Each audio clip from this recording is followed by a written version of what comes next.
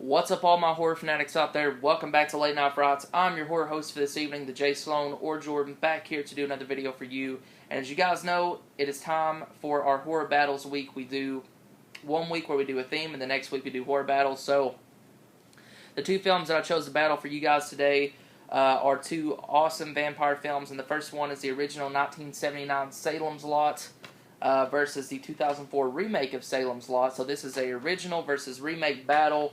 I'm going to battle these two to the death, but first I'm going to review them very briefly. So yeah, guys, you know how this works.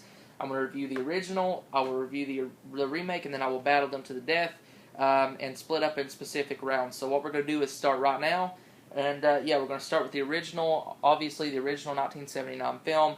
This one starring David Soul, James Mason, Lance Kerwin, Bonnie Bedella, Lou Ars. It's directed by Tobe Hooper. The great Tobe Hooper, who did the original Texas Chainsaw Massacre, the Texas Chainsaw Massacre 2, The Funhouse, Poltergeist, as well as so many others. Just one of the greatest horror directors of all time, and he did this one. Salem's Lot is originally a novel by Stephen King. Stephen King is my favorite author. As you guys know, I write horror stories as well, so he is a very big inspiration to me, and I have not read Salem's Lot. Speaking too fast, I have not read Salem's Lot yet, and I really want to.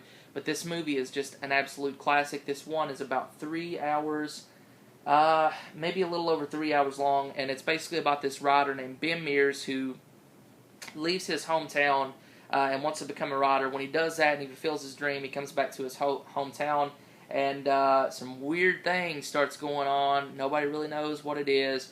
Ben Mears wants to crack the case and find out what's going on, and he finds out that there's vampires. And his town is slowly being taken over by vampires.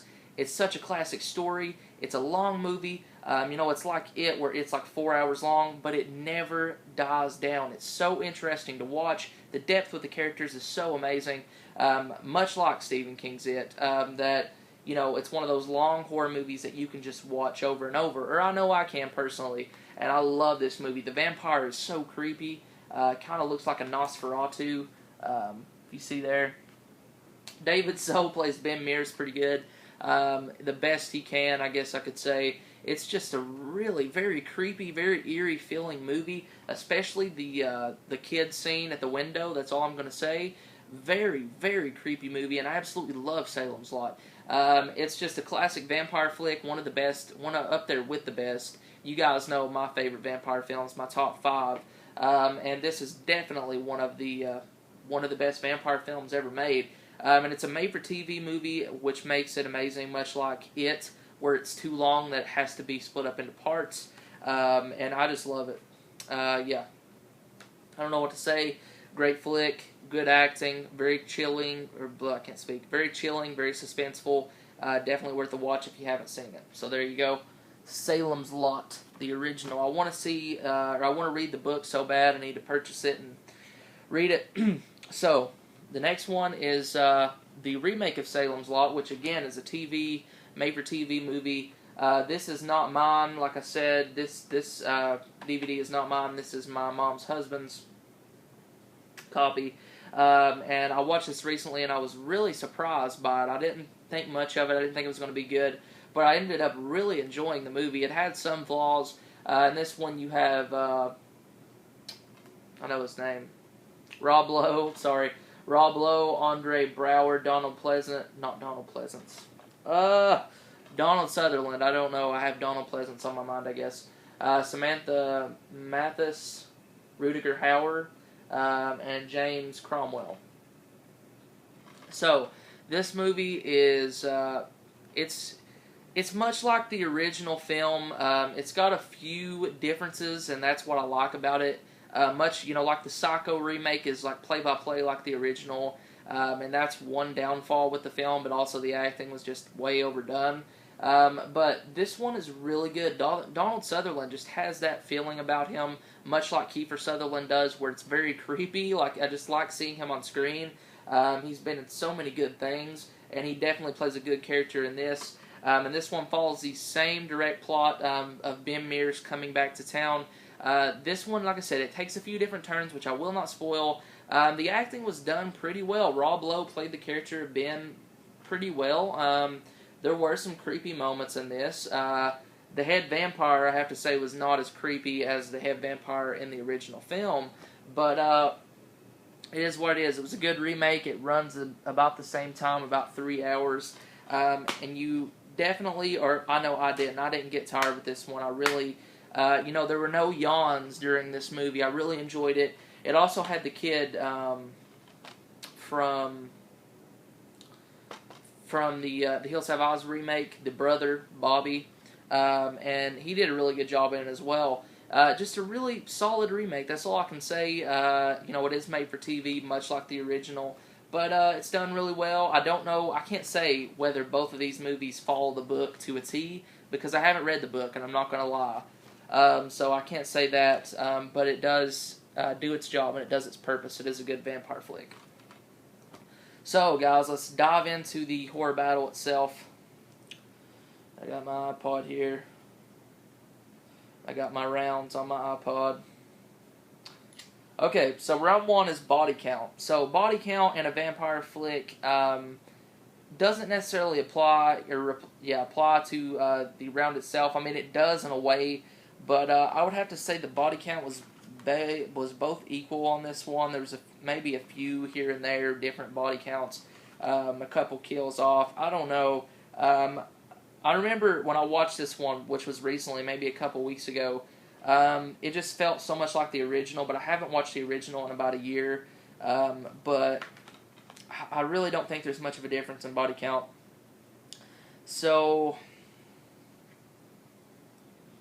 let's see.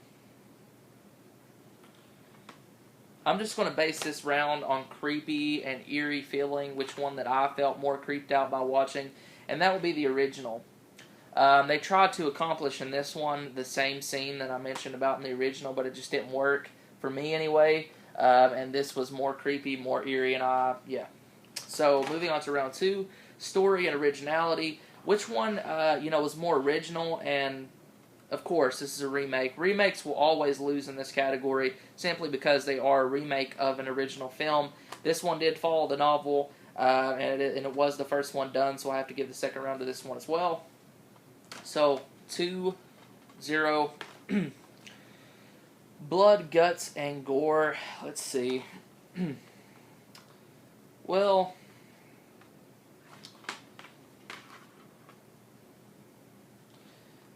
let's see.